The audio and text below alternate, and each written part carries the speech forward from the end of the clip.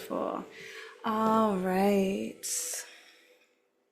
So let's just take a moment now and just begin to close the eyes.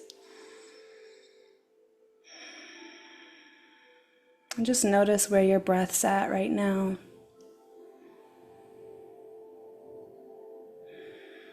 And wherever your breath stops or starts, could you send it a little deeper into your body? Let's take a deep breath in together. Release.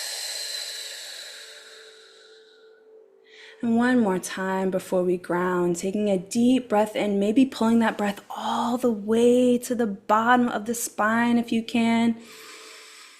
Another breath in, even deeper, maybe even reaching the toes if you can. Another deep breath. And release. Now keeping those eyes closed, we're just going to take our hands and we're just going to gently begin to rub them together, feeling the warmth between our palms. Just taking a moment to feel into this energy, feel into the body, and taking a pause. Gently allow your palms to part here. Just sensing the energy between your fingers, between your hands. As you feel the energy in the air in between your hands, just notice how the air also feels around your body.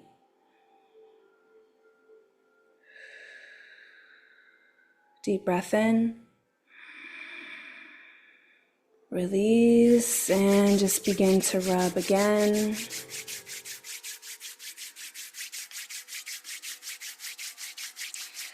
Feeling this beautiful energy within you. Feeling the warmth. One more second here, just allowing yourself to just become aware of maybe what you're smelling. Again, how the temperature feels. And pause, placing one hand over the heart and one hand over the belly. Deep breath into the belly.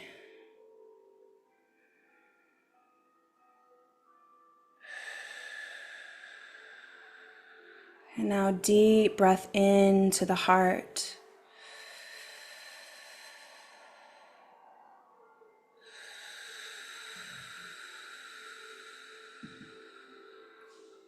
One more time.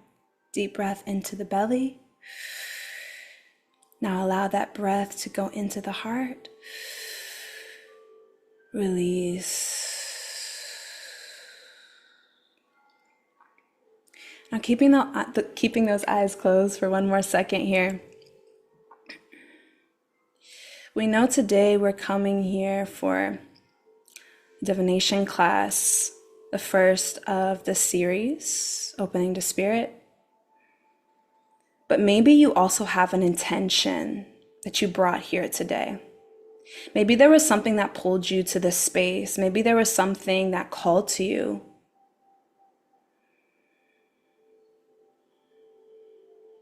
Just allow that intention to center in your mind. What is your intention from this space, from this session? Giving you a moment here.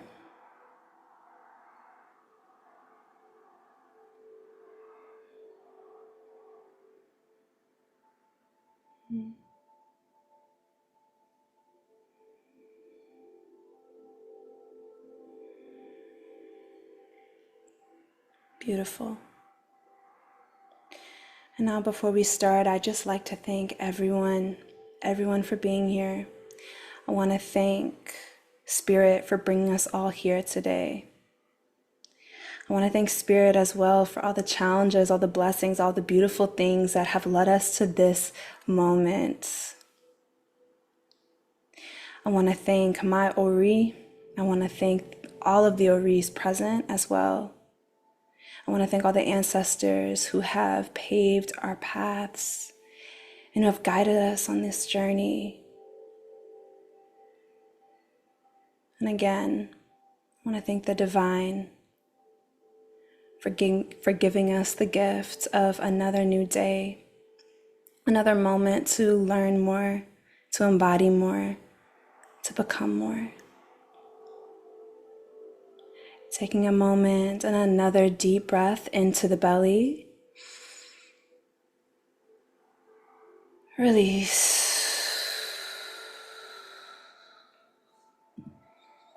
You may open your eyes now.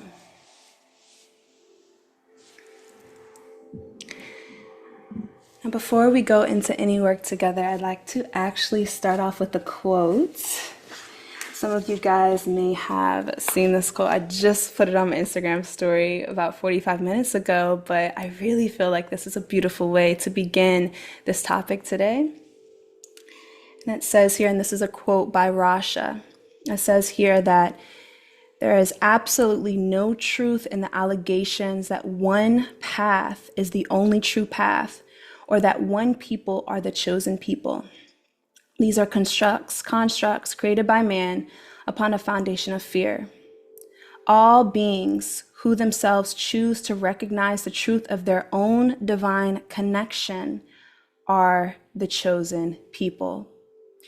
For the choosing is not an action directed upon you by a divinity that you would perceive to be external to you. The choosing is an affirmation sourced from the divinity within you of all that connectedness. Again, this is a quote by Rasha. And I'd like to start off with that quote because the way that I got to this space was through so many convoluted and interesting turns in life. And the reason why I want to start off with the reason why I'm teaching this and the reason why we're doing this series specifically on Patreon as well. In 2018, February 7th, 2018, I went through a lot of stuff. I was arrested. After that arrestation, I was homeless. Finally found an apartment where someone didn't think I was an absolute psychopath and was like, okay, I'll let this girl live with me. And this began my second spiritual awakening. And in that pink house, and I don't know, maybe some people here remember that pink house back from 2018, but in that pink house, I reawakened so much within myself. So I found this apartment, $300 a month, and I was in this apartment. I was going through the case. I was going back and forth in court and X and Y and Z. And I would meditate every morning and every night. And I started having all these interesting experiences. I started having a lot of paranormal experiences. I started having a lot of sleep paralysis.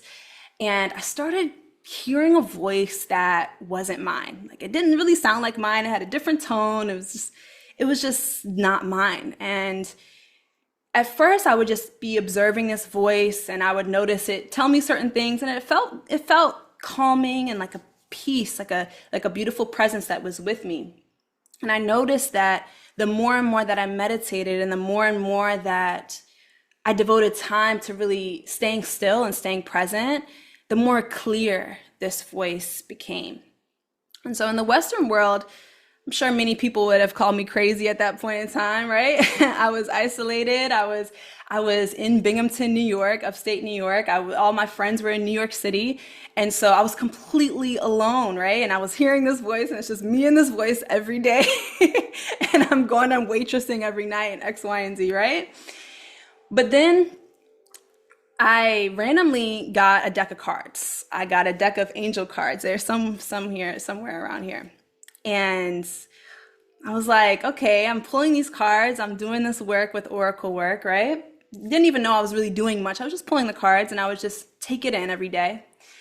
And I just felt called to like go on live, because at this point in time, I had started my page in 2018. I started my page, and I just started sharing what I was going through and things and quotes and all that kind of things, just like a little extra side page from my personal page. And so one day I went on live and I brought these cards with me. I was like, okay, I want to like read other people. I want to see what's going on with other people. And as I was reading, I was pulling the cards rather, and people were just putting their names. I said, oh, let me pull you a card.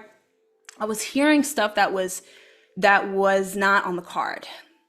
If the card was about health, I would hear the specific aspect of the body, or the specific part of the body. If the card was about relationship, I would automatically get this vision in my head of like two people and what was going on, right? And or someone was saying I'm going through a really hard time. It was like this voice was telling me more about the small things that they would say. It was like I was seeing into a deeper part of what people are saying. And I love the quote that I wrote, or that I read rather. I didn't write that quote, that I read, because in relation to my story, I always thought that for you to have a gift, for you to hear spirit, for you to have something worthy to offer, then you had to be a perfect person, right? You had to be this person who, I have it all together and I'm confident and I'm a leader and I'm X and Y and Z. And I'm like, trying to get my record expunged, waitressing every night. And somehow this gift that I had started coming online, right? And the more and more that I just started posting on my page, and the more and more that I started interacting with other creators, I was like, okay, there's this interesting thing that's going on of like this rhetoric, this conversation about chosen one and like these gifts and who do you have to be and all these kind of things. But the point of opening to spirit this space, and the point of me teaching this work, is to tell you that regardless of your past, regardless of whatever gifts you think you do or you don't have, regardless of any of these things, we all have access to the divine in a way that is so profound, in a way that is so, it's like I'm doing this because you feel your heart opening when you connect. And it does not matter how pure you are and X, Y, and Z. What matters the most is your ability to, number one, be curious, to number two, be present, and to number three, not allow anyone to try to convince you of something that you're not. Because we all hold this deep connection with the divine. And it was through the art of divination, started building and building and building. And from 2018 till about 2023, I built a beautiful business, a beautiful offering, a beautiful space just from reading cards. And I was able to work with Essence twice. I was able to also host 2 international retreats with, I know a lot of you guys who are in here have been, Thailand, Costa Rica. And this is all on the basis of divination as a path to enlightenment, right? And the reason why I'm saying that is because there are so many different paths to enlightenment. Beauty is a path to enlightenment. Discipline is definitely a path to enlightenment. But divination is definitely a very valid path to enlightenment as well. And the reason why that is, and why all these paths can be a path to enlightenment, is because enlightenment just requires the most centered and present version of you. The most centered and present version of you. And so to hear the voice of the divine, you don't have to be any specific space. You don't have to be anywhere that everything is perfect and the resin is going and I'm wearing white and I shaved my head yesterday. No, the divine is here. But what we're going to be talking about today and in the further lectures, we're going to be talking about how to listen to the heart rather than the head, because the divine speaks to us through the heart. The divine speaks to us when all of the voices within our minds quiet. And it doesn't mean that they stop talking, it just means that we choose to no longer pay attention to them. So we're not noticing that chatter as much.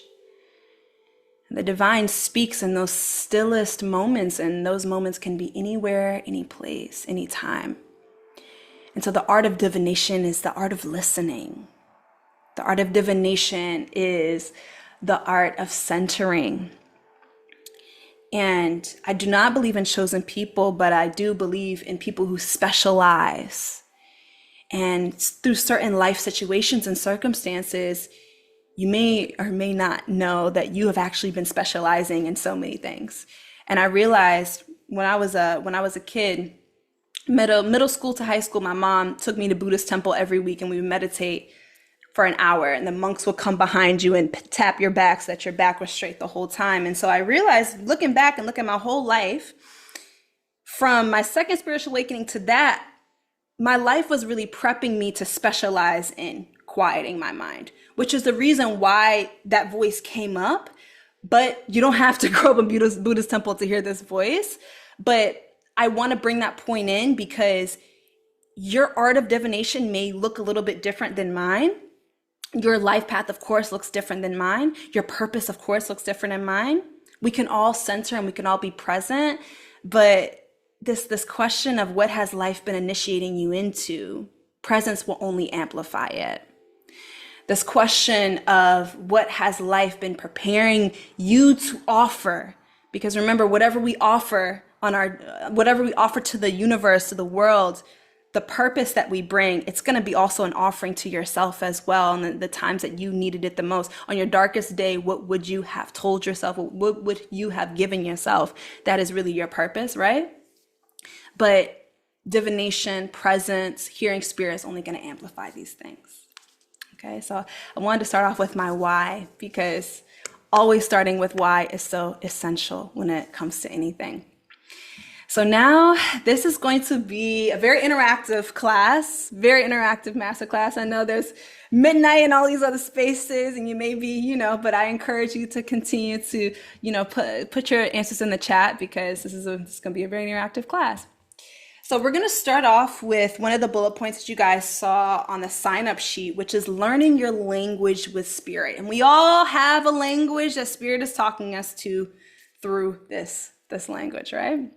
So I want you to put it in the chat. When is the most recent time you can remember feeling the presence of something bigger than yourself, of unconditional love, or maybe just this presence of just like being held or protected or supported? When's the last time, the most recent time you can remember feeling this way? I'll give you guys, today, I'm gonna need some details, Tony Bear. Today, what was happening at the ocean in Haiti? Beautiful. Beautiful. Where were you? Friday at the lake. Oh, so happy to see you, Charmaine. Today I went to ice cream. Oh, wait, hold on. Y'all going a little fast for me. When I went to the ice cream shop, counted every single blessing. Oh, what kind of ice cream did you have? Please let me know. Anytime I'm by a body of water in nature, this morning at the park, sitting at the water, ashe. Oh, this is so beautiful. Y'all are responding even too fast for me to read. Beautiful, beautiful, beautiful, Christina. And so with that pen and paper that you guys have, and you think about the time that, the most recent time you felt this way, with the pen and paper that you guys have right now, could you draw that feeling that you felt in your body? So just begin to, and there's no right or wrong, okay? There's no grade. Just try to draw that feeling that you felt with the unconditional love. In Mexico, Chantal, so happy to see you here. Hi, Kobe. This past Friday while sitting quietly. Beautiful.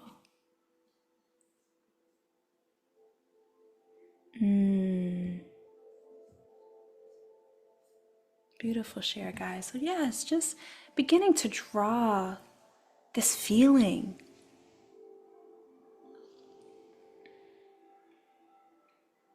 And then in the middle of that drawing, if you have a little space, Just put in, where did you feel this in your body, or did you just feel it all over the body? We're just observing. We're noticing when's the last time we felt that way. We're drawing the feeling.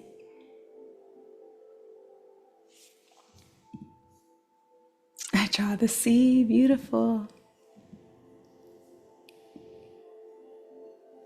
Beautiful, Miranda. Beautiful, Yas, feels like a big deep hug.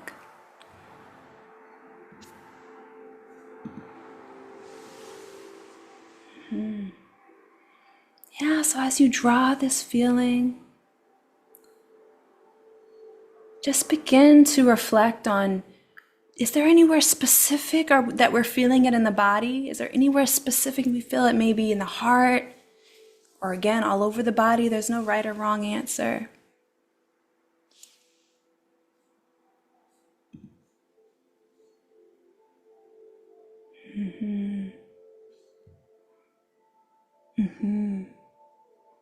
Beautiful.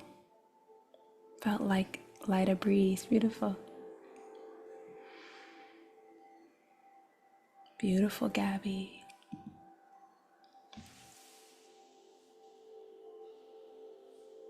Gonna give you guys about one more moment here.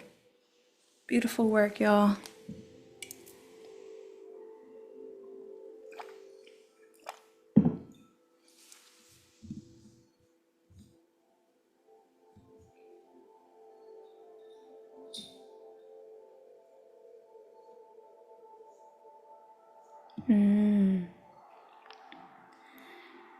Now, beautiful, beautiful. So what we want to do now, okay, maybe we're feeling it. We felt it by the water, or maybe we felt it in the ocean. I'm saying water, ocean. Maybe we felt it in nature.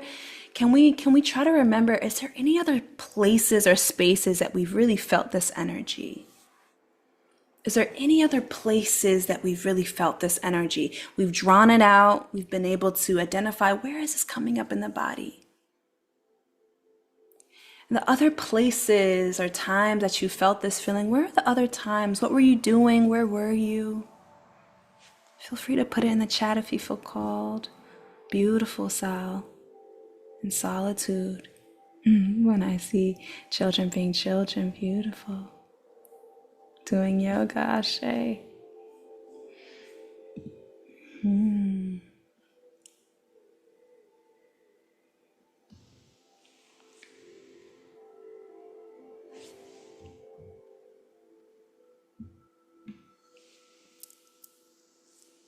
Beautiful.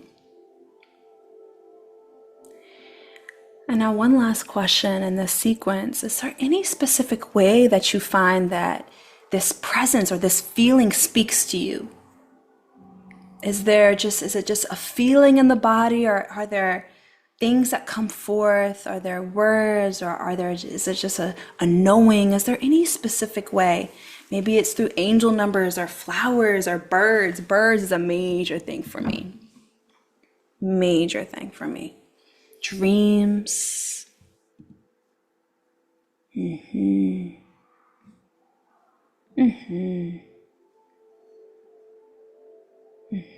Beautiful, guys. I love that, Chantal.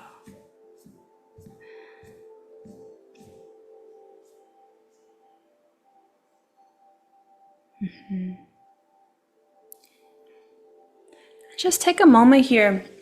Whatever your answer was, we want to make sure that we write that down too for ourselves. So just, you can write down, Spirit, thank you for speaking to me through, and whatever your answer that you put in the chat.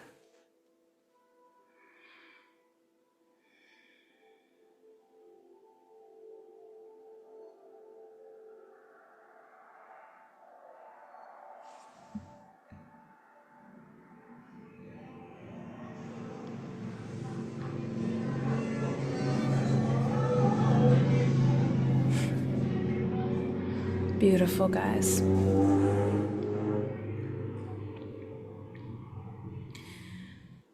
So what we want to do is just animate this feeling.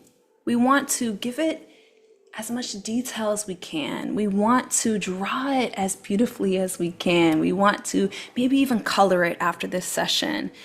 Maybe, whatever ways that we can add more texture and we can really observe this feeling, we want to really do that. Because we have to realize that it's not the setting, it's not the place, it's not anything around us that gives us this feeling. This feeling is something that you're able to draw because you are the one that's experiencing it. You are the one that's generating it. This feeling is being evoked through you. You're becoming an embodiment of this feeling the more that you allow yourself to be present and really sit with it. And the more that we can meditate on and give more texture and more color and more layers to this feeling, the more that we can really, with time, especially practice on evoking this feeling all the time. Practice connecting in with this feeling all the time. So in many schools of thought, when it comes to this 3D reality, there's said to be three players in any circumstance or situation. They're said to be you. They're said to be whoever's with you, maybe the one who you're loving on, or maybe the one you're arguing with, or whatever the case is. And the third player in every situation, the neutral force in every situation, is the setting. But when we're talking about the divine here, you are not just yourself, but you're also the setting. Your body, your physical vessel is the setting. You are not just experiencing the divine, you become one with the divine in these moments. And in these moments that we fully allow ourselves to surrender and not think about the past, not think about the future, and we allow ourselves to really be present, and that feeling is evoked within us, we become this vessel of light because we let down all of the filters and all of the walls between us and the divine. And in reality, we are the ones that build up this wall. The divine does not build up walls to this. It's just up to us to reach back, because that divine is always reaching. Okay? So the number one block between us feeling this all the time is, number one, not being present, but also I would say the number one block is not feeling worthy of connecting to the divine. Not feeling like we're doing the right thing, or we're in the right state of mind, or we're in the right place, right? The number one block is feeling unworthy of connecting to the divine. And the major reason why we feel this unworthiness is actually not because of a lot of reasons that we think. It's really the essential part of this is really this construct of purity culture, right? Convincing us that we have to be or do or become something that we're not in order for us to be worthy of God's love. And this concept of purity culture, it teaches us to detract within ourselves. It teaches us to deny and even attempt to burn aspects of ourselves that we feel like are not worthy. And this energy of detraction, it means reducing the value, reducing the strength. But we have to realize that feeling, that whatever you drew just now, this comes up at any moment in time. It can come up at any moment in time because there's no filter, there's no rules, there's no parameters that you have to embody in order for you to be worthy of this divine connection. You all just put in the chat and maybe just even wrote down how you have experienced this divine connection. Okay. And just let me know in the chat that the drawing that you drew out, was this drawing contractive or was it expansive? Did it feel like shunning or shameful, or did it feel expansive? Right? It was infinite, expansive. Expansive and loving.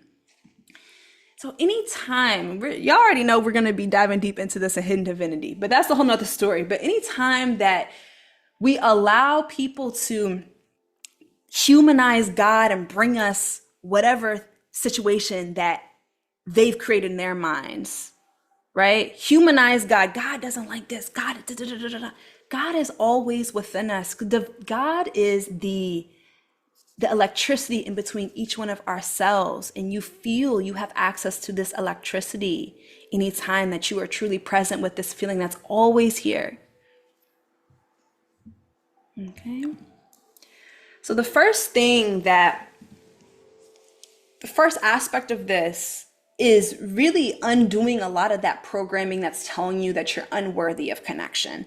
Undoing a lot of that programming that's telling you, oh, well, I saw this person on Instagram and they have Claire this and Claire that in the bio. Yes, we all have access to all of these abilities. We all do. The only difference between you and someone who claims it is that they have already claimed the divinity that they have within. But we all have access to these things. And the first step here is, number one, touching that point of contact, which is what you just drew.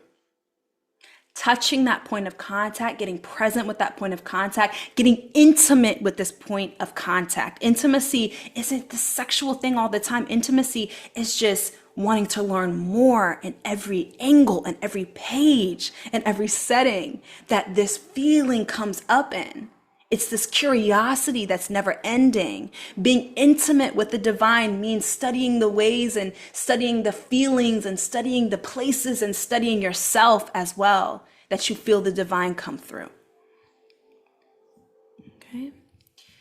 So that was the first aspect of this. Now we're going to go into, I would argue, probably the most potent exercise of this whole masterclass. We're really going to be talking about the art of meditation, but in a way that you may not have seen it before. Because a lot of people think that meditating is quieting the mind.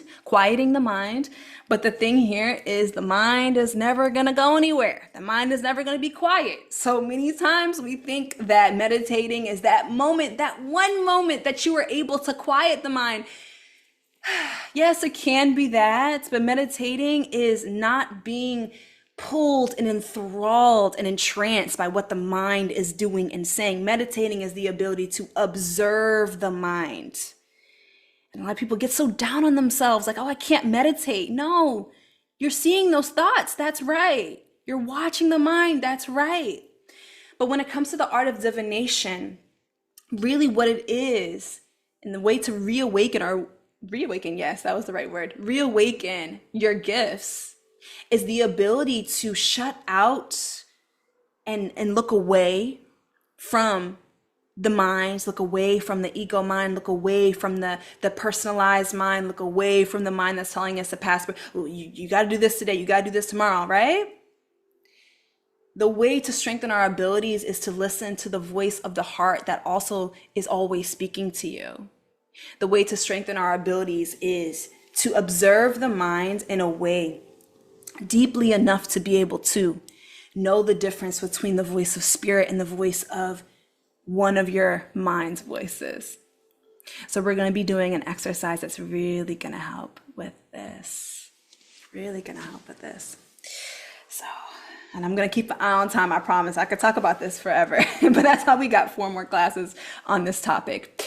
So if you guys can all just do me a favor, I'm going to turn down the music as well. I know you guys probably can't hear it.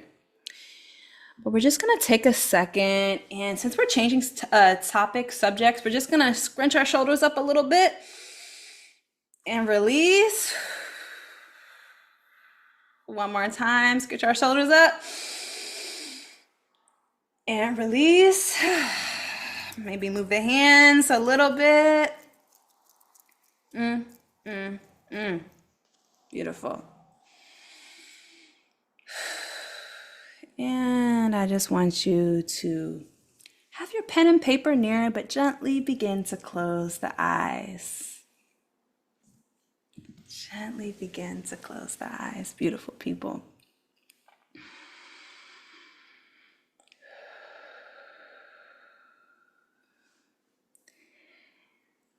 And I just want you to just notice what's going on in your head. And have your pen and paper near. In just a second, just begin to settle in. Like, yes, we're about to do an exercise. We're going to surrender to this exercise. Maybe take a few deep breaths. Maybe let's all take one together. Deep breath in through the nose. Release.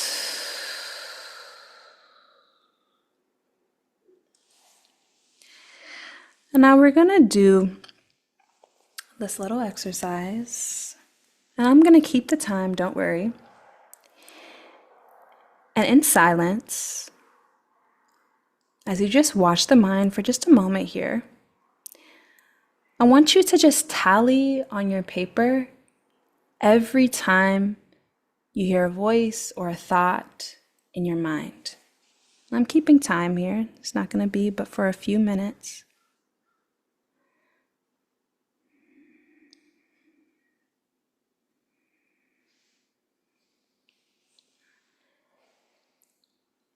When you notice that there's a different voice that comes up, maybe the first voice told you that you're hungry, maybe the second voice told you need to check your emails. If you notice there's maybe two voices, you could put another tally.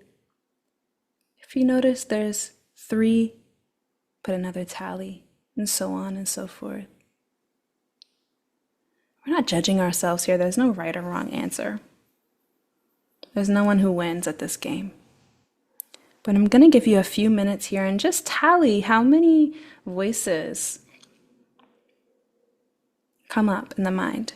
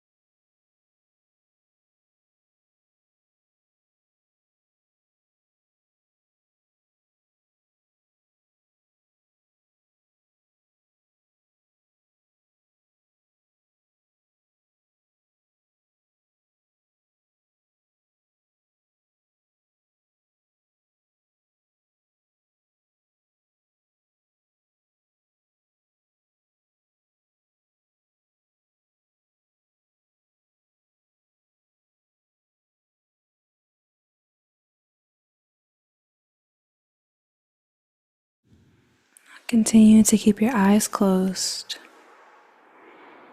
Just have your pen in hand for this next part of this exercise. Take a deep breath in through the nose,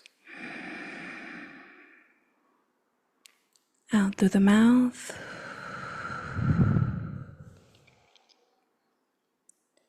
And now bring yourself back to that feeling that you drew. Bring yourself back to that place that you felt spirit, that you felt unconditional love. If you were by the ocean, feel the water on your skin or maybe the sand underneath your feet. If you were eating ice cream, taste those flavors. Remember how the weather was. If you were journaling, feel that pen in your hand. The last time you felt the presence of spirit. As you take yourself back to this setting, remember the feeling. Maybe it starts in your heart and it grows to every area of the body. Take a deep breath in and breathe into this feeling. Release. Another deep breath in. Release. Another deep breath in, but this time breathe directly into the feeling, expanding it to the fingertips, to the tips of the toes, the top of the crown. Deep breath in. And as you release, this feeling expands wider, wider. You notice, you feel the feeling all over the skin. One more time, deep breath into the nose. Another sip of air. And as you breathe out, the feeling extends past the body. You feel it anchoring in the heart, but it is now extended past the body.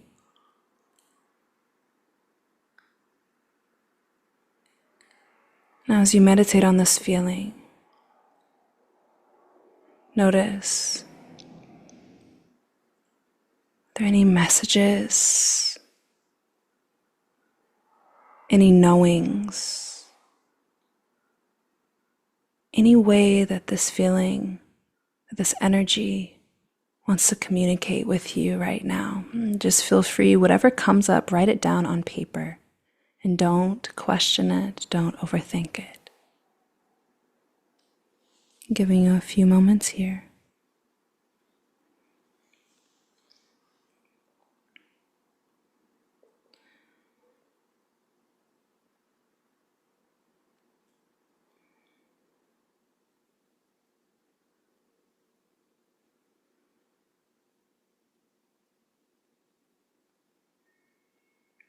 And just notice as you meditate on the feeling if there's any things that come through the mind, anything that you hear, anything that you see with the mind's eye.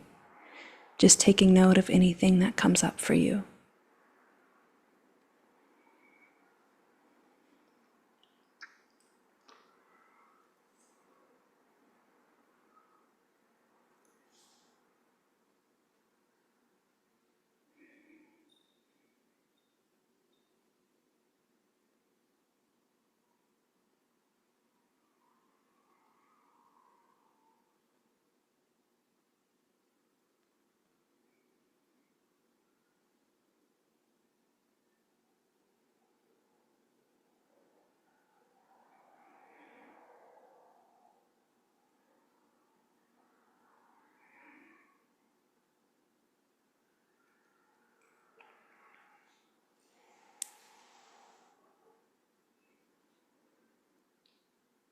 And whenever you're ready to come back,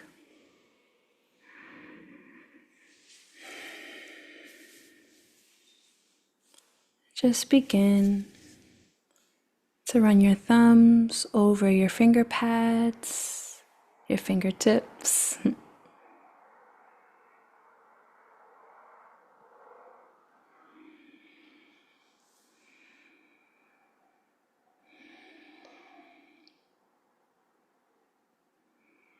To further calm you, regulate the nervous system, we could do something called a butterfly hug, which is where you put your left hand on the right arm and the right hand on the left arm, and just gently,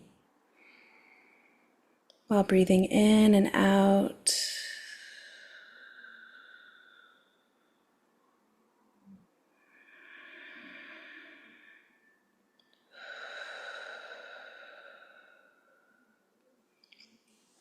whenever you're ready, you can open your eyes.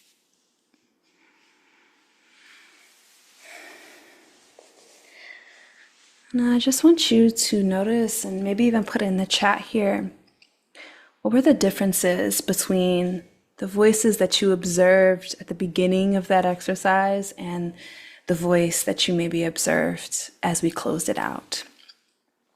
What were the differences? And feel free to share it in the chat.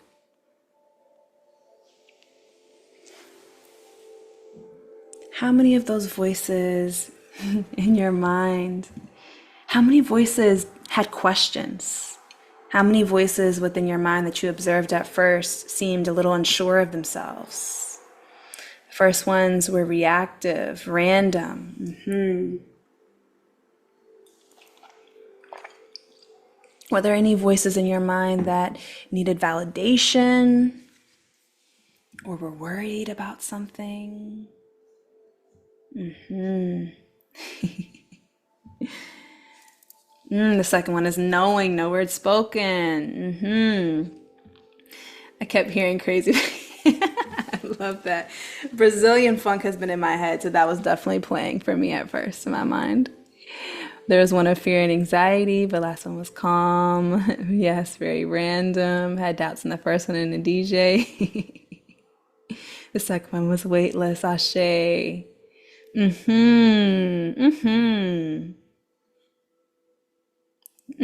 3, 4 voices, productivity, focus, preoccupied. First one's felt maternal. Second one's felt fluid and clear. Yes, beautiful work, guys. So the next class that we're doing, obviously we're not done yet, don't worry. We still have another part to go through. But the next class we're doing, we're gonna pick our system for divination. But within any system of divination, you're allowing this voice to speak. Within any system of divination, if it's oracle, if it's tarot, if it's cowrie shells, you're allowing that voice to speak. You're quieting your mind enough to be able to observe those first voices of the mind. You observe them for long enough and they start to calm down, or they start to seem farther and farther away. But what you're looking for, what you're scanning for within your body, within your heart, is that second voice. That's the voice that spoke to me when I told you guys that first story at the beginning of this class. That's the voice that comes through when I'm reading people. That's the voice. It's very sure. It's very clear. And channeling and divination, yes, the cards are important. And yes, if you throw cowrie shells or you throw an opele and Ifa, yes, that Odu is very important. But also the voice of spirit is very important as well. Spirit speaks through all these different things. Spirit speaks through all these different modalities. Spirit speaks through the tarot. Spirit speaks through the flowers. Spirit speaks through all these different things. But you're looking for that second voice.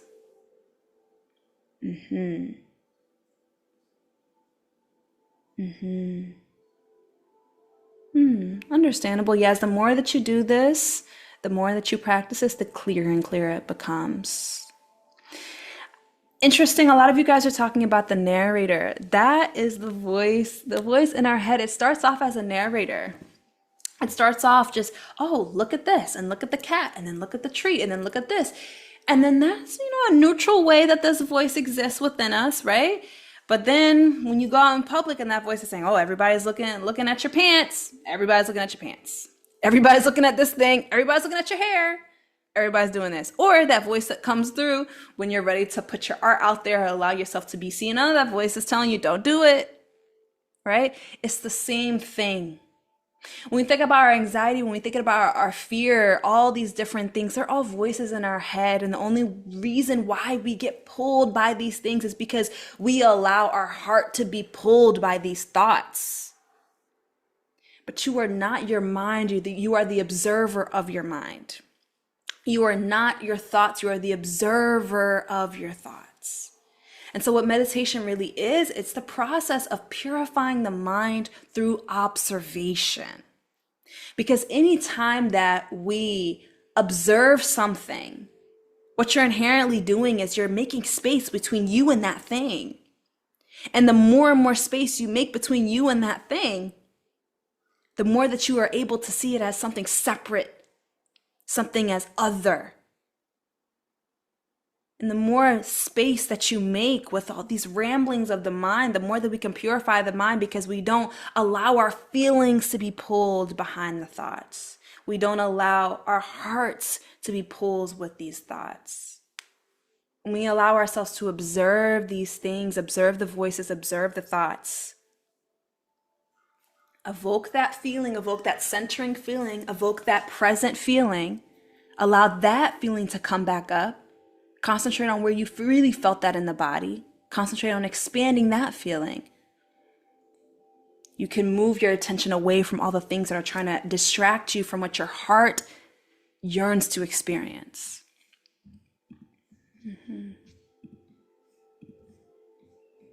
Yes, what story are these thoughts telling me? And also a very easy way to center as well is simply saying in your mind, hello, hello, hello. Hello, hello, hello. Hello, hello, hello. When you find your thoughts racing and everything going, hello, hello, hello, because the voices will continue to talk. But it's up to you to do that work in any and every given moment, to put yourself back into the seat of your consciousness, to put yourself back into the seat of your power. And the only reason why you're off the seat of your power is because you chose to gotta get up from the throne, but you could get right back on the throne at any moment in time. Okay. The nature of the mind, I will say one more thing about the mind. The nature of the mind is to constantly fight itself. And so many times we find ourselves doing affirmations. We find ourselves doing all these different things to try to combat the voices in our head. I talked about this on live the other day. But when you try to fight the mind, it's a game that you're never going to win. And even if you choose to get out of the boxing ring with the mind, if you allow that fight to keep going, the mind will fight itself. It doesn't matter who's in the ring with it. It doesn't matter if the affirmations are in the ring with it. It doesn't matter if the meditation is the mind will constantly be fighting itself. And so the best way to quote unquote conquer the mind is to no longer engage so much with it on a body, spirit, soul basis. We need the mind to operate in this world, but we also need to remember the seat that we have within our own consciousness that allows us to differentiate what is fear, what is anxiety, what is spirit, what is presence, what is centeredness, and what is ungroundedness, what is paranoia, and what is discernment. Easiest way to tell is your intuition will be a statement, but your anxiety will always be a question. A lot of you guys talked about this feeling of knowing. A lot of you guys talked about this second voice, the voice of spirit, being very sure, or just a feeling of knowing. That's the feeling. That's how you know. It's not going to be, oh, but maybe this, but maybe that. It doesn't try to validate itself. The voice of the heart many times seems quieter than the voice of the mind, because the voice of the heart does not try to validate itself. The voice of the heart does not try to give reasons why you should believe it. It speaks once and that's it, and it feels complete in doing that. Okay. Beautiful. So I know it's 7. I'm going to keep you guys for about 15 more minutes, but I'm going to open up for questions before we dive into our last exercise. Are there any questions in the chat? Feel free to put them.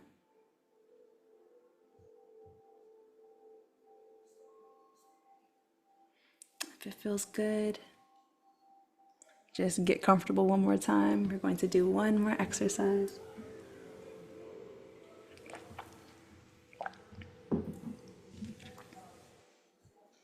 Beautiful. And give me a thumbs up if you're feeling good. If this is all making sense so far, just give me a thumbs up in the chat. Beautiful. Awesome. We have some music going on outside. All right, it should pass in 1 second. So we have a question here. I know that other voices or spirits can disguise themselves as the divine. How do we combat that? That's why I threw my oracle cards away recently. Yeah, so many different spirits, many different entities can try to disguise themselves as the divine and work through any modality that we choose to use. You're going to feel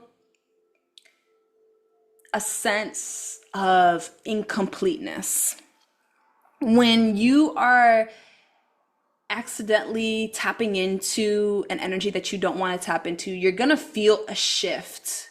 So we were able to draw the feeling. We're able to really feel it in our bodies. We're able to concentrate and meditate on it in today's class.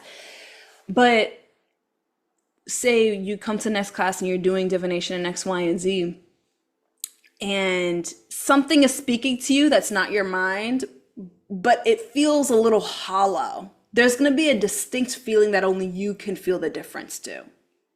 The same way that when I used to do readings, I would hear people's ancestors a lot. And many times what would come up is I would see them in my mind's eye before I would hear what they had to say. And it was a completely different feeling. It was a completely different energy than when spirit was speaking. And so the main way that you're going to be able to tell is by concentrating on that first feeling. Again, giving it more texture, expanding it, meditating on how that feels in your body. And then you'll know the difference because you've been intimate enough with that first feeling that we were able to draw.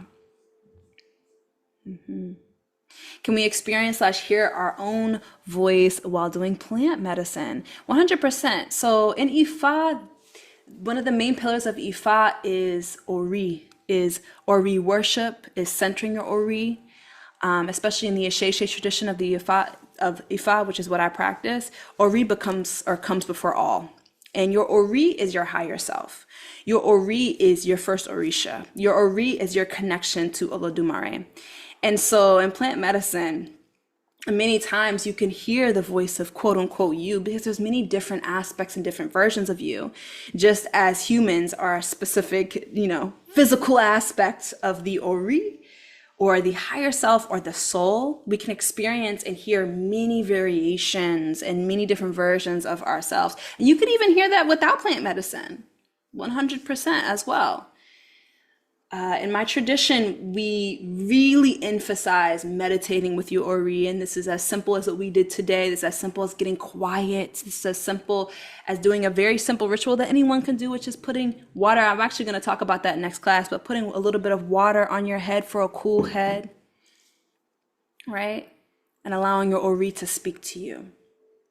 So everyone has Ori. It doesn't matter if you're in Ifa or not. Or you're a Orisha devotee or not, but your Ori is your higher self. So that's another aspect of you that you could definitely hear in plant medicine. What advice do you have for someone who's deep in their practice, but sometimes becomes inactive because they underestimate their power? You need to get to the root of why exactly you underestimate your power. For you guys who did Genesis, Creation Container, you already know the energy release, the trauma release meditation we do there can literally clear any of the trauma that we experience in our lives, but you need to get to the root of why you underestimate that power. You need to get to the root. And when you're able to do that, then you'll stop saying yes to that cycle over and over again. I'm going to answer a few more questions before we move forward.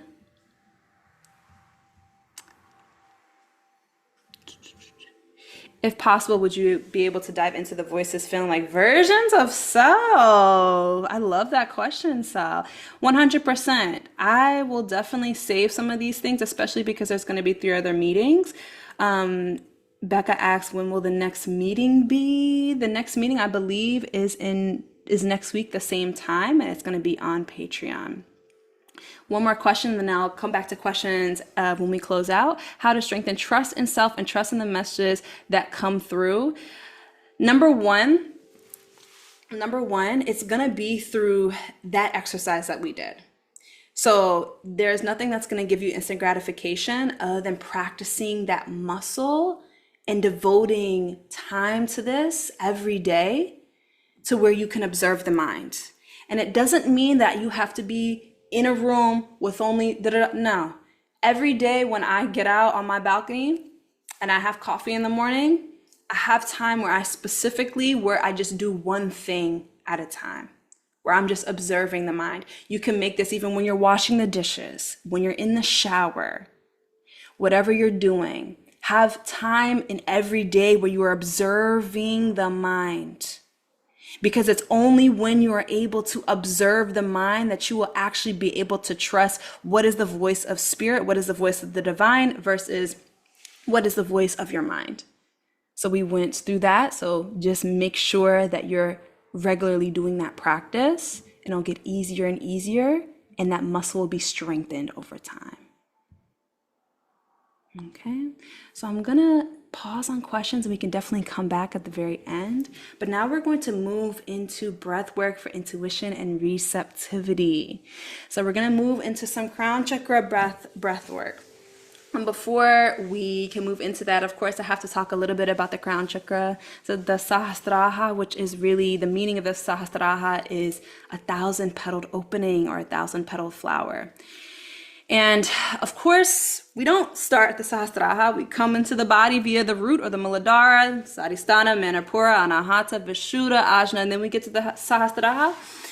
But we're going to be just doing a breathwork session today to close out all the work that we did, to really illuminate the energy in the body, to bring up, maybe release a little bit, but then also really focus on bringing the energy up to the heart and up to the higher centers, so that it can get clearer and clearer what our heart is saying to us, And when we're able to really hear the voice of the heart, we can quiet the mind even more. And again, you do that through that exercise we just finished.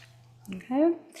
Another thing about the Sahasrara, it is one of the chakras when you learn about, there's not much to learn, because it's the space of oneness. It's the space of reuniting with the divine. The crown chakra, when we come into the crown, we dissolve all barriers.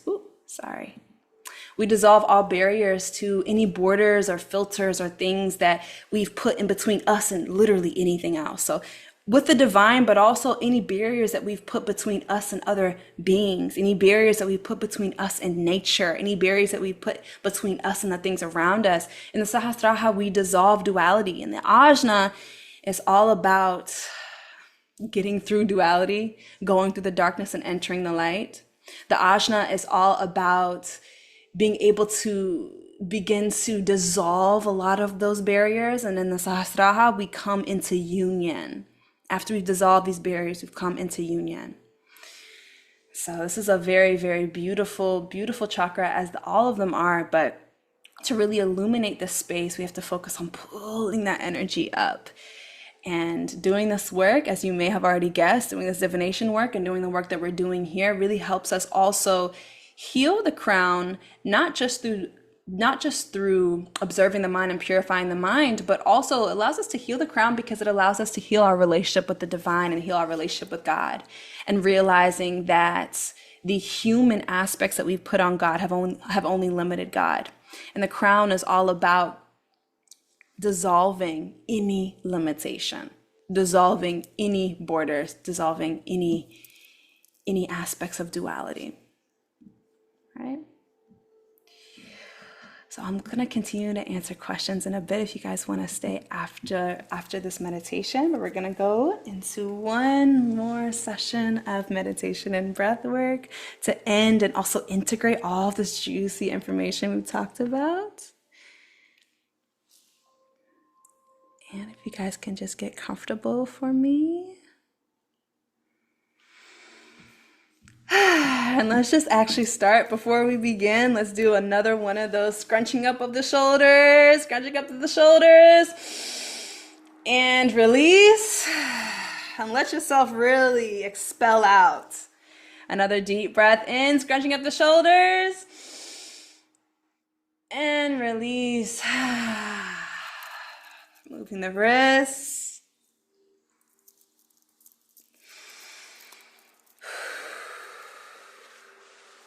Beautiful, beautiful.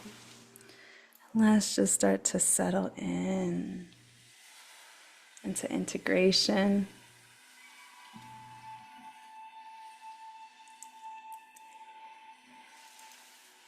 And just beginning with a few more cleansing, purifying breaths. Taking a deep breath in through the nose.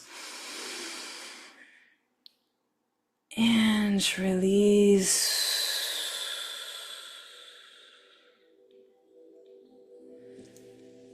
Another deep breath in through the nose. Sigh it out. One more time, as deeply as you can. Deep breath in through the nose. And sigh it out.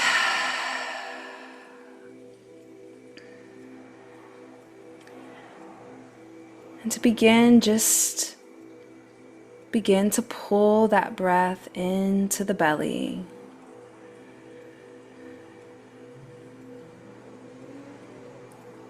Picturing the air go in. Picturing the air fill up the belly, up the lungs, up the heart.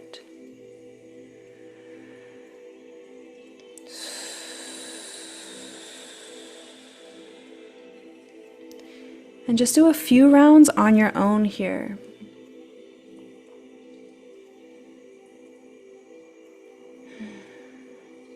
Maybe if you need a few more sighs of relief, breathing out those few sighs.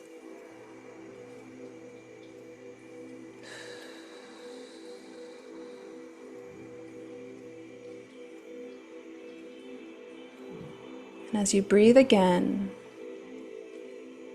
notice your heart rate slows and your breaths become deeper and deeper.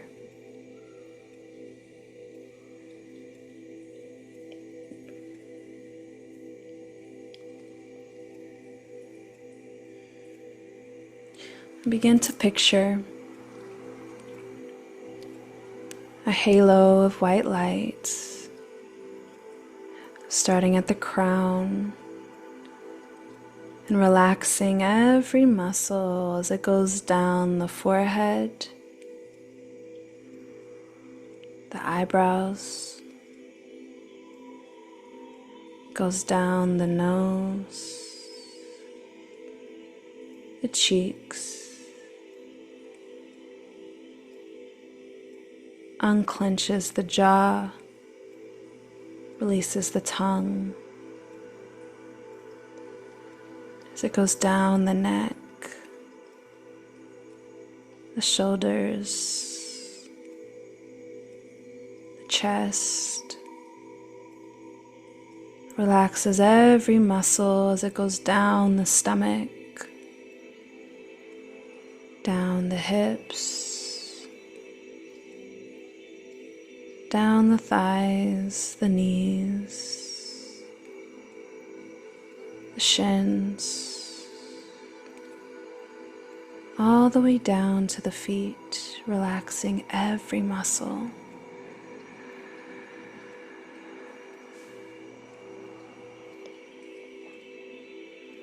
And now we're going to begin this illuminating, the Sahasrara breathwork with a 3-part breath to prep us for our work.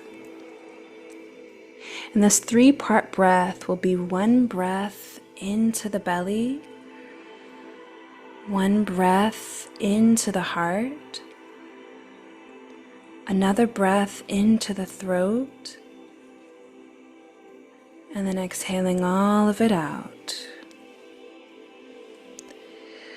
Before we begin, let's take 1 purifying breath together. Take a deep breath in.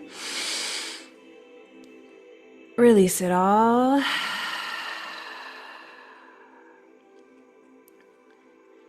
And now deep breath into the belly, heart, throat, and exhale.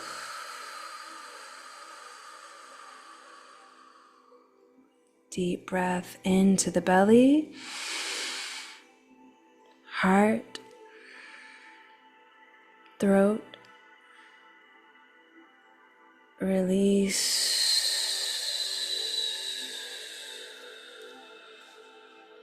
Belly, heart, throat, release. 3 more like this, as deeply as you can. Belly, heart, throat, and release.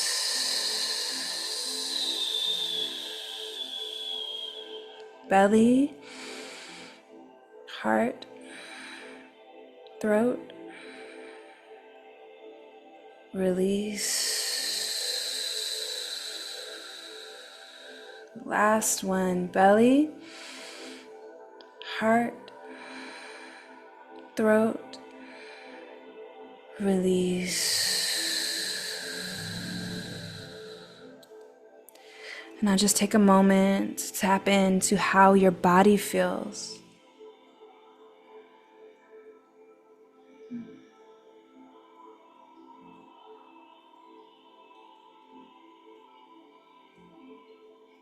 How your heart feels.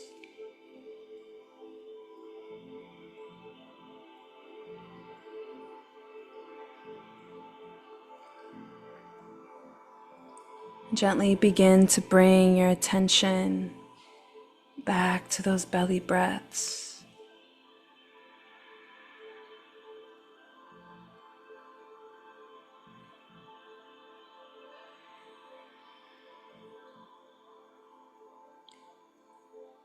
Slowly in and slowly out.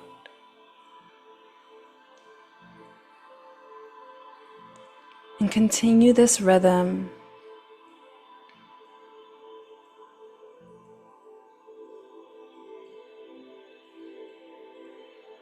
And now we're going to move into a different breath here. Continue the rhythm while I explain. This next breath will be a 10-second breath in. But as you breathe in, you allow the air to fill up the belly, the heart, the throat, and just begin to pull that breath all the way to the crown. And as that breath is pulled to the crown, just begin to contract your pelvic floor muscles and send your energy up the spine. And we'll do this on a 10 count in and a 10 count out. Take a few more breaths to reset.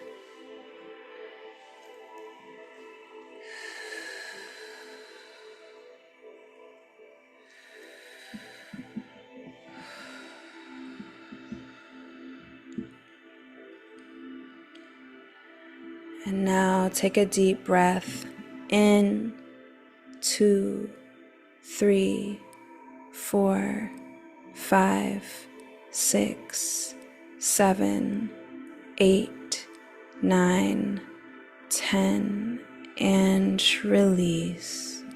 2, 3, 4, 5, 6, 7, 8, 9, 10. Deep breath in, pulling this breath all the way up the spine, clenching the pelvic floor muscles, allowing the energy to travel upwards. 6, 7, 8, 9, 10, and release. 2, 3, 4, 5, 6, 7, 8, 9, 10. 3 more like this. Deep breath in. 2, 3, 4. Pulling up.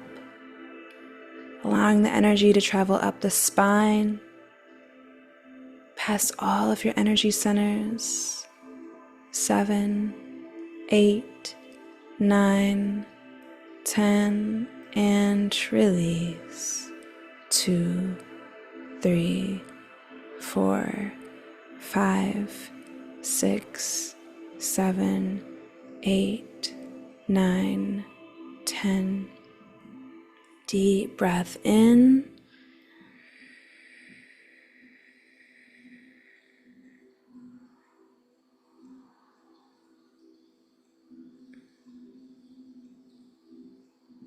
And release.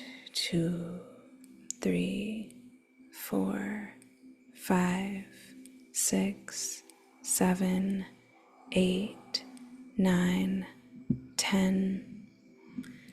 Last one like this. Deep breath in. 2, 3, 4, 5, 6, 7, 8, 9, 10, and release. Allow your breathing to return to normal for just a moment here. Again, noticing how your body feels.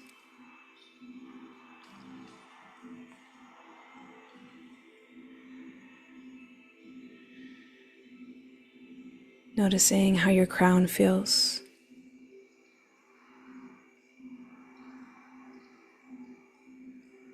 Now we're going to go into a 3-part breath, similar to our last. 10 count in, holding for 15, and releasing for 10. Remember, when you breathe in, to pull that breath, pull the energy all the way up. And as you hold, allow that energy to continue to travel up your spine. Take a few breaths to reset.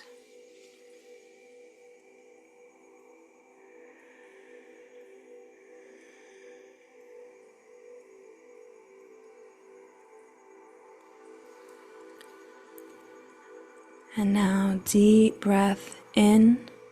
2, 3, 4, 5, 6, 7, 8, 9, 10.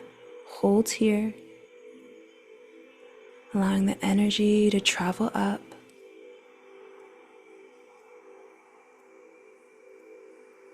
Allowing your crown to become illuminated. 11, 12, 13, 14, 15, and release. 2, 3, 4, 5, 6, 7, 8, 9, 10. Deep breath in.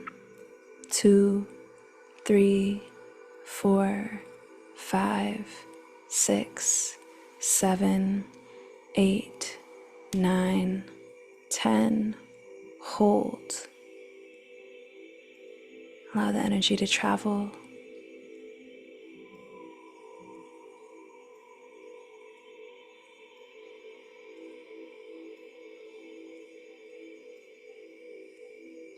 feeling your body.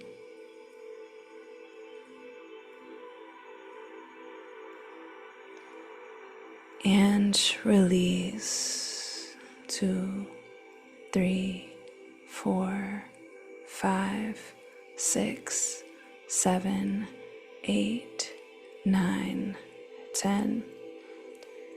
5 more like this. Deep breath in.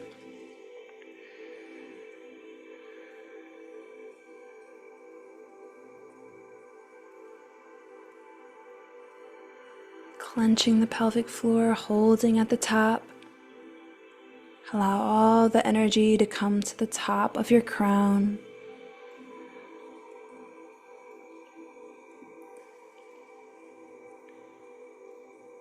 Feeling any tingling sensations. Feeling any feelings of expansion.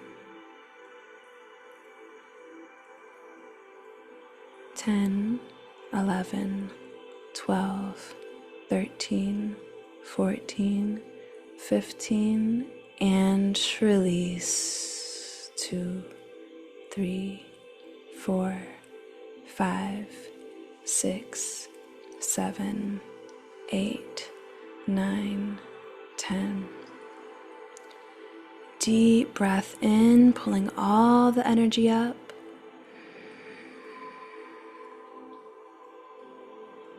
Another sip of air in, pulling all the energy to the crown,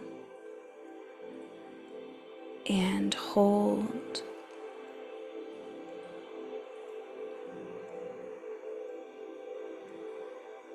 Noticing your body, feeling sensations, lightness.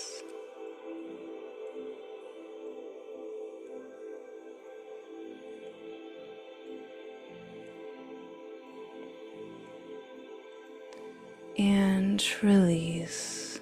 2, 3, 4, 5, 6, 7, 8, 9, 10. Deep breath in. 2, 3, 4, 5, 6, 7, 8, 9, 10. Hold.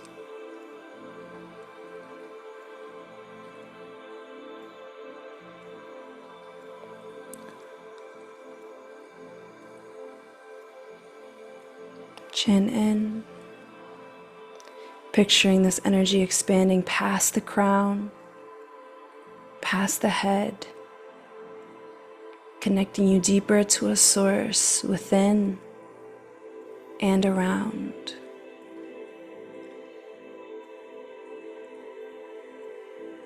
And release. 2, 3, 4, 5, 6, 7, 8, 9, 10. 2 more like this. Deep breath in. 2, 3, 4, 5, 6, 7, 8, 9, 10. Holding at the top. Picturing this energy expanding past your body. Feeling this beautiful white light connecting in, connecting with your heart, connecting you with everything around you, connecting you to unconditional love. Holding the breath in for a few more seconds here.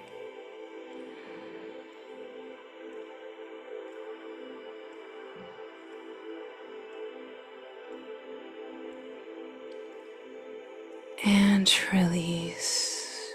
2, 3, 4, 5, 6, 7, 8, 9, 10. And last one like this. Deep breath in. Filling the belly, the chest, the throat, bringing the breath all the way up to the crown. Picturing the breath going all the way out past the body and holding, clenching the pelvic floor muscles, feeling the energy being liberated from the bottom of your spine to the top of your crown. Holding here. Maybe another sip of air into the belly, another sip of air into the chest, another sip of air into the throat, another sip of air, and release.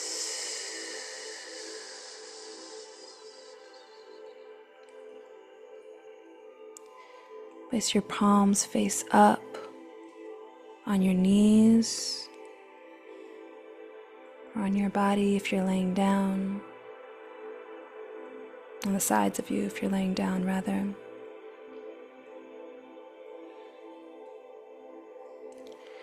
And just take a moment to allow yourself to receive.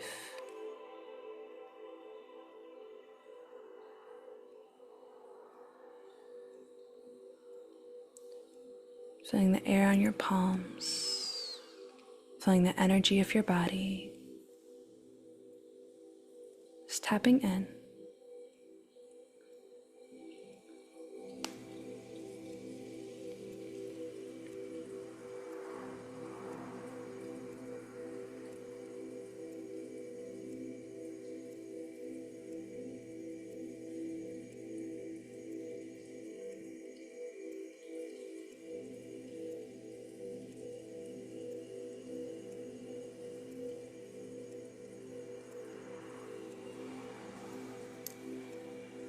Place both hands over your heart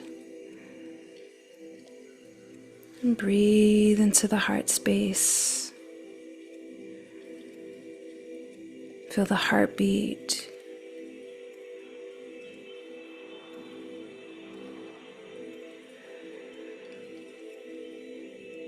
And repeat out loud after me.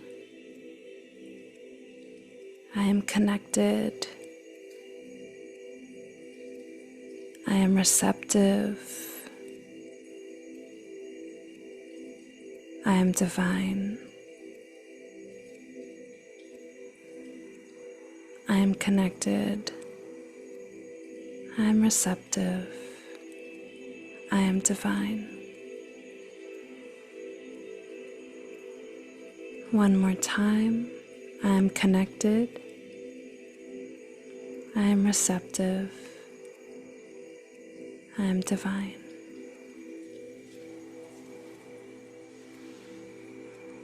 Take a deep breath in one last time.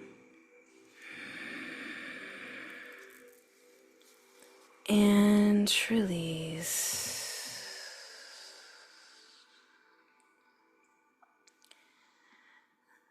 And let me know how you're feeling in the chat.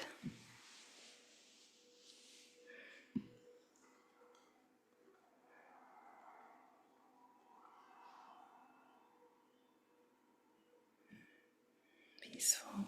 Ashe.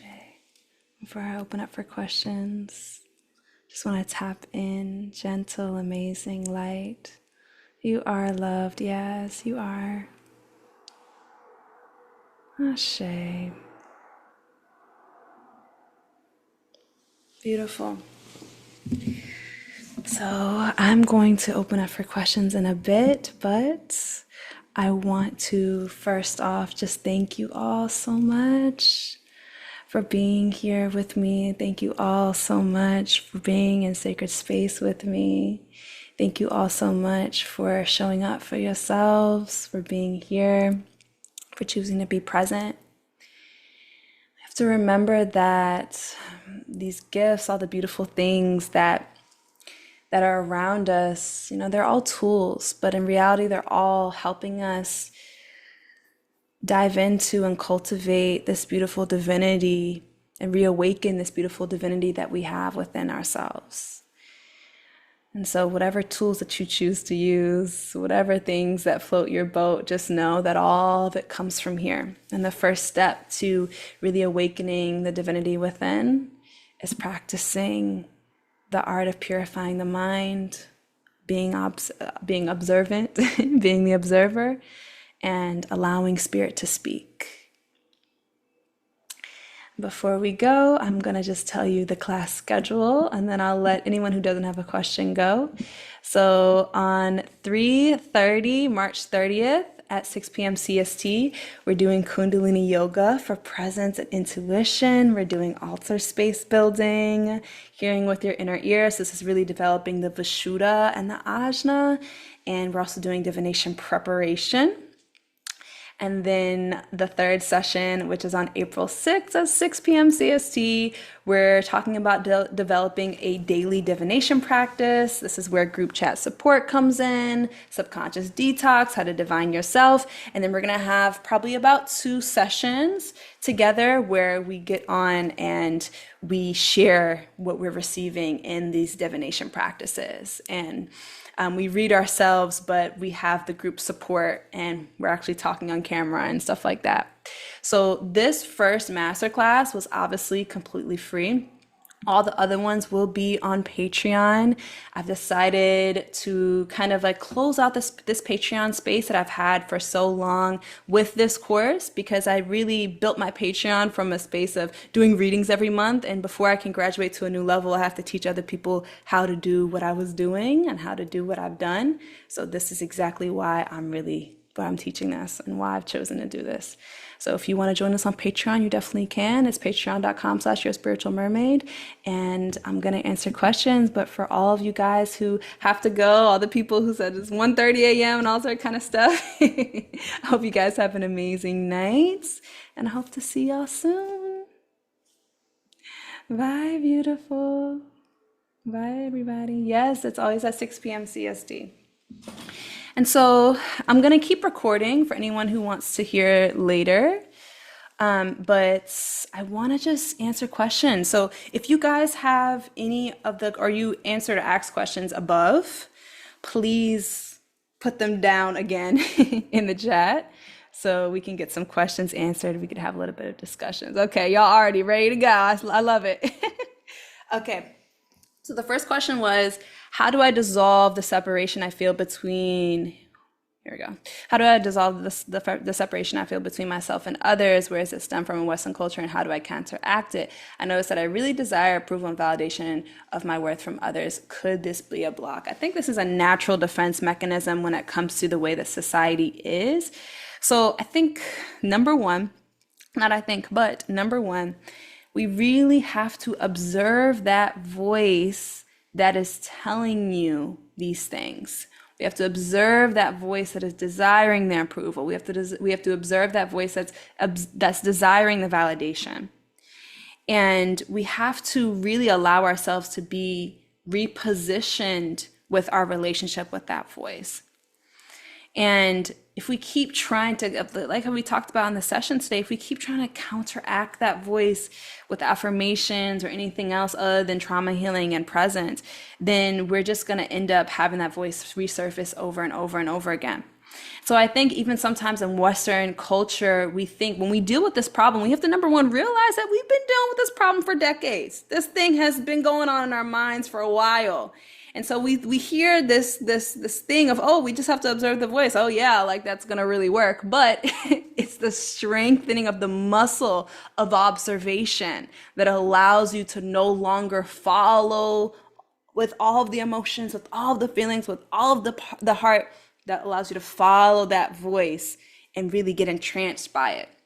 So we all have this voice to a certain aspect, right? We all have this voice that tells us we need to separate ourselves from others, that tell us that we need approval or desire, that tells us that we're not safe. But the way that we can start healing is by observing this voice. And this is a muscle that we have to strengthen. There's a muscle that we have to strengthen, but the more and more that we strengthen it, it's easier and easier to learn how to navigate life and how to begin to quiet that voice. So it's something that might take practice, but it's definitely something that when you really decide this is a path that I'm going to go on and I'm going to live a life where it doesn't feel so separated, it gets easier and easier and easier to really pour into the feelings and the thoughts and the emotions that you really want to be pouring into, and no longer center this voice that tells you that you have to protect yourself. So it's really due to strengthening and presence and really being present with your body and being curious about the feelings that are coming up. Okay. What advice would you give to someone who has religious trauma and feels disconnected to spirit / Ori? Study the religion that you grew up in. Become your own theologian. Research the historical context and the first aspects of how this religion began to be rewritten over and over and over again. It's only through objective analysis that we can really see a lot of these patriarchal and misogyny-based religions from the lens of clarity. Sometimes we think, okay, I just have to go back to the feeling. We have to realize that many times the reason why we have this religious trauma and the reason why we feel disconnected, it's by design. That a lot of these systems sought to control us. A lot of these systems sought to fuel purity culture. A lot of these systems sought to fuel misogyny. Become your own theologian and understanding the history behind these religions can open your eye within an hour. I promise you that, because you'll be completely blown away by how much of what you were taught was actually in the text that they were pushing. So I think that's the first thing that I would recommend to anybody, is become your own trusted theologian and really have an objective, critical analysis of what you were taught. Okay, and then you realize it had nothing to do with God, it had everything to do with man. Your problem, I said this, I think I said it in my post or my story or whatever. Your problem was never with God. Your problem was Auntie Sally, who told you what she thought God was trying to say to you. That was not God. That was Auntie Sally. Okay? So that's number one. Would you say that when you're doing readings for others, you shouldn't listen to your ancestors? Should you just listen to spirit? Are those two different, or the two come together to give answers? I love this question. What do you mean? Okay, I'm going to do one by one. And I'll do a hard cut in probably about 10 minutes, guys, okay? So when I've personally done readings for other people, I don't hear my ancestors. Sometimes I hear their ancestors, but I don't hear my ancestors. Always remember that you can always set boundaries. It don't matter in what realm. And so if you're doing readings for other people and you have cultivated a deep ancestral practice, which of course we'll be covering and opening the spirit, you can have that boundary of, hey, when I'm doing readings, I want you to speak to me one-on-one when we're together.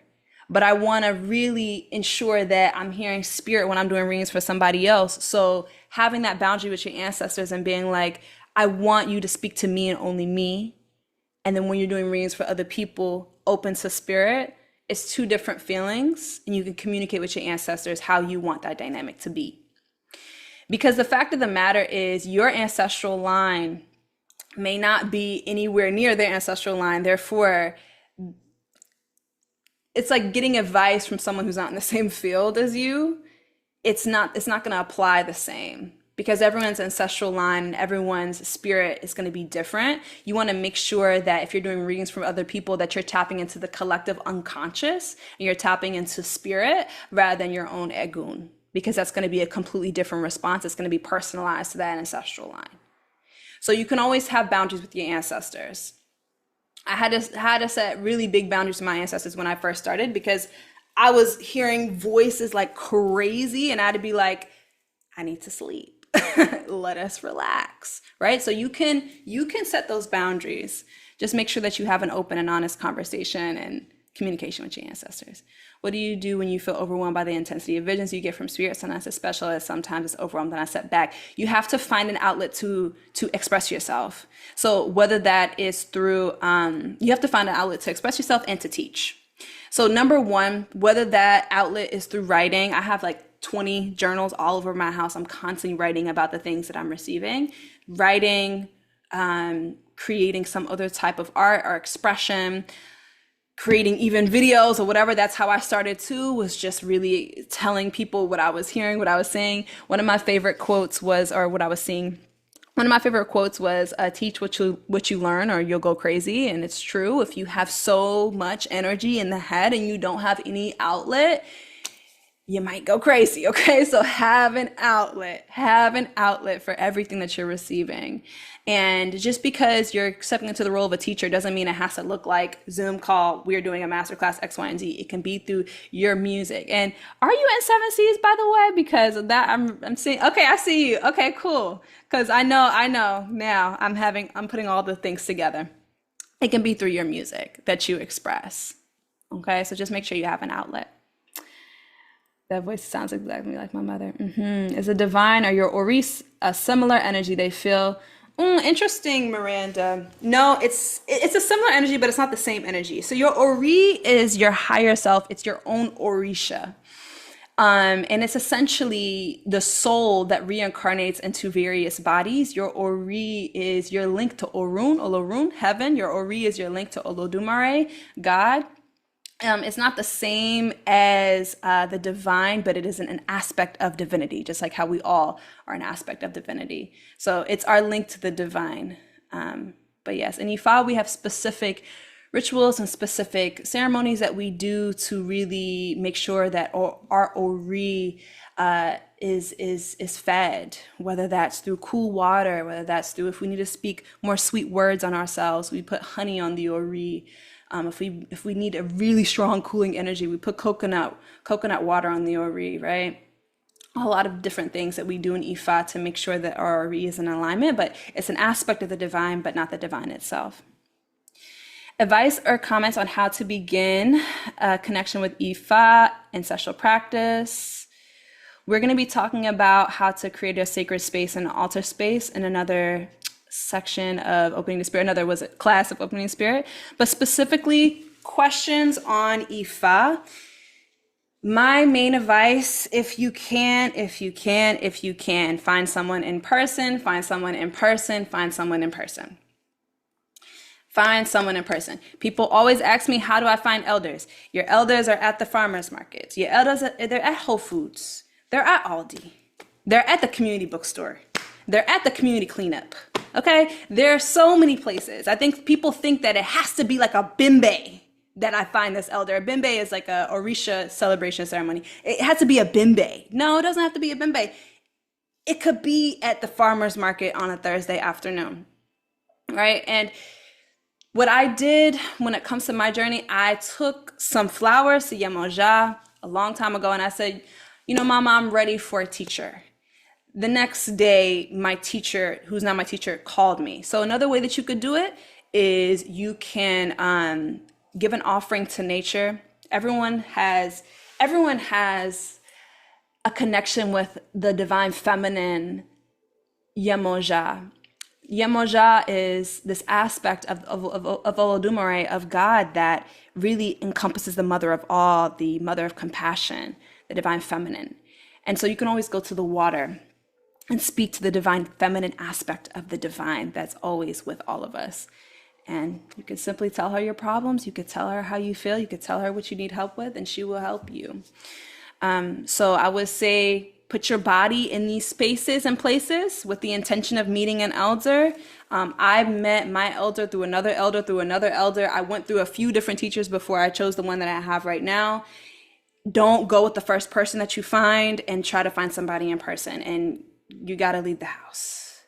Could you speak a little bit about releasing tension in the body, particularly as it relates to clenching the jaw? Example, using meditation, breath work. So some of the ways that we stay out of the present moment is through that tensing. I completely understand, especially about the jaw. But the more time that we spend, even if that means we're not going to be on the phone for as much time, or even if that means we're going to wake up a little bit earlier or go to sleep a little bit later, the more time we spend intentionally paying attention to the body, the more that it'll come through as a reflex. So you just have to allow yourself to be present. You have to allow yourself to be present and intentionally practice breath work. and things like that. I would say meditation is beautiful, of course, but I'm a really, really big fan of breath work. There's plenty of breath work meditations on Patreon, but my man is Breathe with Sandy on YouTube. Breathe with Sandy on YouTube. I know there's a lot of other breathwork practitioners, but he has, when I tell you guys, he has like probably over 100 different breathwork videos, and I love that man. Okay, so I would definitely recommend him on YouTube if you want to really get into some breathwork. Okay. Would you say I meant their ancestors, but to clarify, be tapping into collective unconsciousness? Yes. Yeah. So definitely when you're doing a reading for other people, definitely if their ancestors come through, that's a message that you want to relay. Also, do you have any advice for finding indigenous spirituality? Yes. The person who I found my mentor with in regards to Ifa, she actually is a Mami Wata priestess. So it's the same thing that I would tell you guys, is you have to just go and be outside and really try to connect with, just try to be in community with anybody, right? I think a lot of people think that community too is just like, we're in a sacred circle on the full moon, but like also community is just going to, if there are any art events like at the museums or anything like that, or just supporting other people's work, the elders will many times be in those spaces too. So just going out and being part of being in community and just introducing yourself and letting them know that you're interested in learning more. Yeah, so that would be my answer to this. Yes. There's another book. You have to remind me in the Seven Seas chat. There's a book that I haven't started reading it, but it's a book specifically on the Akan tradition. I'll send it to you. It's Breathe with Sandy, Victoria. Thank you, Tyler. Yes. Yeah, beautiful. Awesome. Do you guys have any more questions before we close out? Let me know. All right, my love. So just as a wrap up and a reminder that I think a lot of people, especially in this society, right? We look for fast results. We look for fast answers, fast things, right? Yes, it's so great for things to be fast. But especially when it comes to listening to the voice of spirit, especially when it comes to mastering your mind, I don't know how old you guys are here. I'm hoping at least a couple decades. But when you're really observing the mind, you have to remember that there's decades of patterns, decades of just ways of being, that when you decide to be like, okay, I want to be conscious, I'm deciding to come within, I'm deciding to listen to spirit, it can take a little bit of work.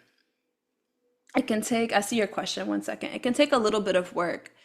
And it doesn't mean that it's going to be harder for you. It doesn't mean that it's never going to happen. But it does mean that we have to start this path of devotion.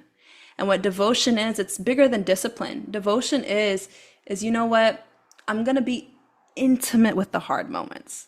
I'm going to be intimate with those moments that tell me that I can't be the one who hears spirit. I'm going to be intimate with these moments that try to tell me that I should turn back. And I'm going to be curious about these moments, and I'm going to use these moments as further practice to observe my mind. Okay? And when you allow yourself to just have grace, give grace to yourself, give compassion to yourself, beautiful, beautiful things will happen. And all of a sudden, everything will start to come online, but it starts with everything that we did today. It starts with breath work. It starts with clearing the energy field. It starts with hearing and differentiating the voices, right? And purifying the mind. So just to answer this one question, I just wanted to clarify 1717 tier. Yes, mermaid tier. Yes, my loves. So on that note, thank you so much, everybody, for coming. Let me go to gallery view. Let me see you. Hold on. Okay. Hi. Oh, Misha. Yes. Hi. Okay. Beautiful. Tyler. Kayleen. Hi. Okay. Have an amazing night, everybody. And I hope to see y'all in the next session next week. Bye, beautiful people.